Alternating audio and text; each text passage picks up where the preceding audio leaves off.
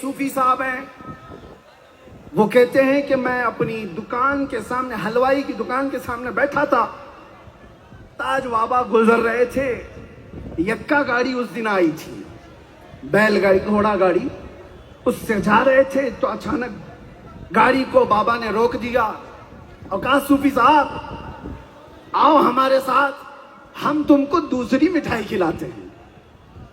صوفی صاحب کہتے ہیں میں حلوائی کی دکان چھوڑ کر جلدی سے گاڑی میں سوار ہوا۔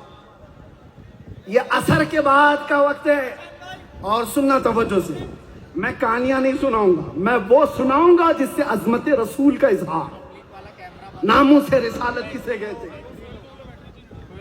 صوفی صاحب کہتے ہیں میں یکا گاڑی میں بیٹھ گیا اور تاج بابا گاڑی کو جو ہانکنے والا تھا اس سے کہتے ہیں ہانک اور تیزی سے چلا۔ عصر کے بعد کا وقت ہے۔ صوفی صاحب کہتے ہیں اچانک ہم ایک محلے میں آئے، میں تو ناگپور کا پیدا ہوا، ناگپور میں میری جوانی گزری، جس محلے میں آیا وہ محلہ ناگپور کا ہے ہی نہیں، یہ گاڑی اچانک کہاں آ گئی؟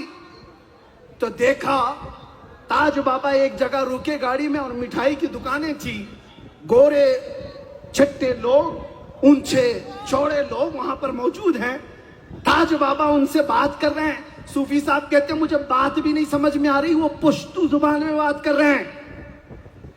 پشتو زبان افغانستان کی کندھار کی زبان ہے۔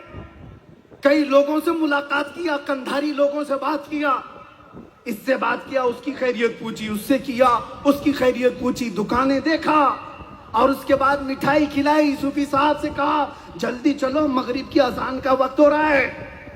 کندھار کے لوگوں سے ملاقات، اور واپس جب وہ یکا گاڑی پہنچی تو صوفی صاحب کہتے ہیں میں تاج باغ میں تھا، مغرب کی اذان ہو رہی تھی، تاج آباد شریف میں تھا، مغرب کی اذان ہو رہی تھی۔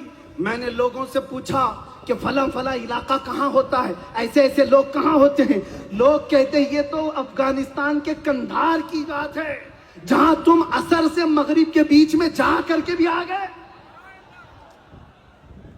بعد میں جب پتا چلا تو صوفی صاحب تلاشتے ہوئے تحقیق بھی کیے کہ حقیقت ملی، لوگ بھی ملے۔ کہا ایسا کیسے ہو سکتا ہے کہ میں ناگپور میں عصر سے لے کر مغرب کے بیچ میں اور نکلوں اور کندھار جا کر کے واپس آ جاؤں؟ واپس آئے تو صوفی صاحب بیٹھے ہوئے تھے۔